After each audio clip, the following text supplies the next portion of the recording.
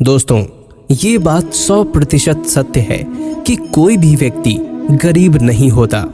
उसकी सोच ही उसे गरीब कर देती है, क्योंकि जो इंसान जिस प्रकार या जितनी बड़ी सोच रखता है उसे उतनी ही बड़ी सफलता प्राप्त होती है। इंसानों की सोच में बस इतना सा ही फर्क होता है कि कोई व्यक्ति खुली आंखों से सपने देखता है तो कोई व्यक्ति बंद आंखों से।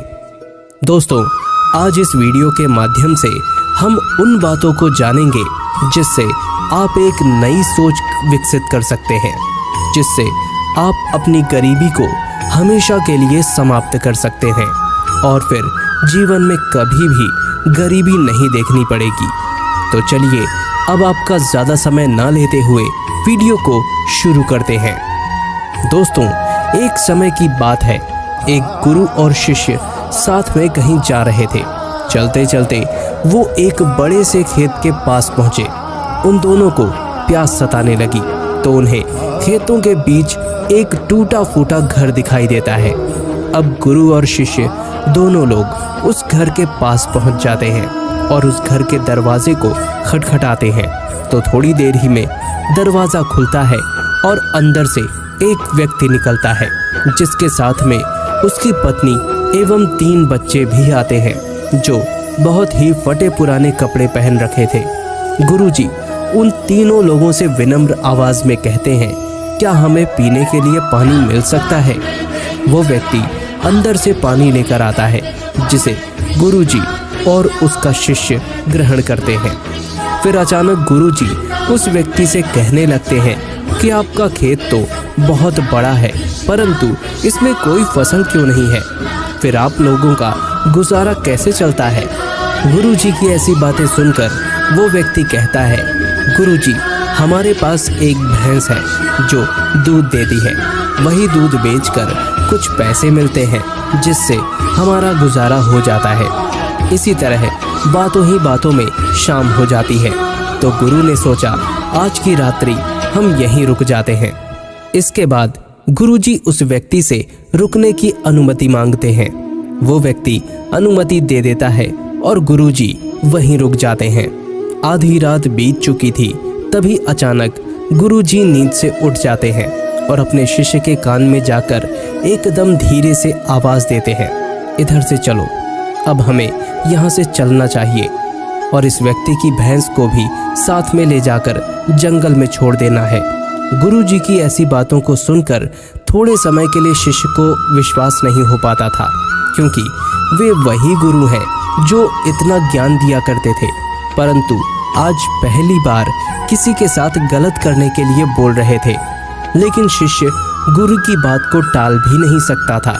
वो गुरु और शिष्य जंगल की तरफ उस भैंस को लेकर निकल जाते हैं और उस भैंस को जंगल में ले जाकर ऐसी जगह छोड़ देते हैं जहां से उसका वापस आना बहुत मुश्किल था। इसके बाद वो गुरु और शिष्य वहां से चले जाते हैं, परंतु शिष्य के मन में ये बात हमेशा ही खटकती रहती थी। लगभग 10 वर्ष गुजर जाने के बाद शिष्य एक बड़ा गुरु बनता है तो उसके मन में विचार आता है कि क्यों ना उस व्यक्ति से मिला जाए जिसकी भैंस जंगल में छोड़ आए थे और उसकी कुछ आर्थिक मदद ही कर देंगे ताकि उसकी आगे की जिंदगी खुशहाल हो सके। इसी विचार के साथ वो निकल पड़ा और कुछ ही समय में वो व्यक्ति के पास भी पहुंच गया। लेकिन वहां का दृश्य देखकर वो चकित हो जाता है, क्योंकि अब उस खेत में बहुत से वृक्ष थे जिसमें बहुत सारे फल भी लगे थे और झोपड़ी की जगह एक विशाल घर बना था। ये सब देखकर वो शिष्य मन में विचार करने लगा कि हो सकता है भैंस के चले जाने के कारण वो व्यक्ति सब कुछ बेचकर यहाँ से चला गया होगा, और यही सोचते हुए वापस लौटने लगते हैं। तभी उसकी नज़र उस व्यक्ति पर पड़ती है तो वो उस व्यक्ति के पास जाकर कहते हैं, शायद आप हमें ना पहचाने, लेकिन कई वर्षों पहले मैं आपसे मिला था।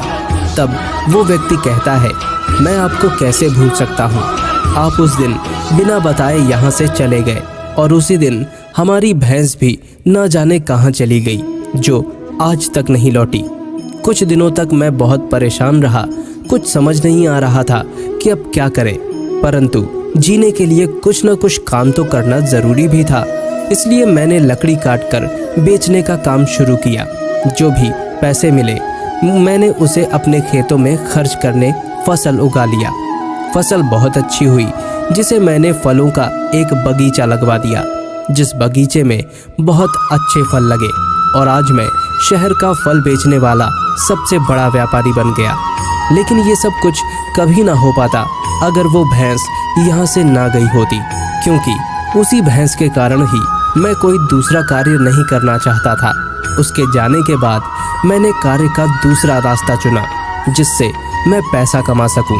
लेकिन आज मैं अपनी जिंदगी में बहुत खुश हूं और शहर का सबसे बड़ा व्यापारी भी हूं। ये बात सुनकर शिष्य कहता है कि ये कार्य तो तुम पहले भी कर सकते थे। तब वो व्यक्ति बोला कि कर तो सकता था, परंतु उस समय मेरी जिंदगी बिना मेहनत किए भी चल रही थी। इसी कारण मुझे कभी इस बात का एहसास ही नहीं हुआ कि मैं कभी कोई दूसरा काम कर सकता हूँ। यही कारण है कि मैंने कभी कोशिश नहीं की।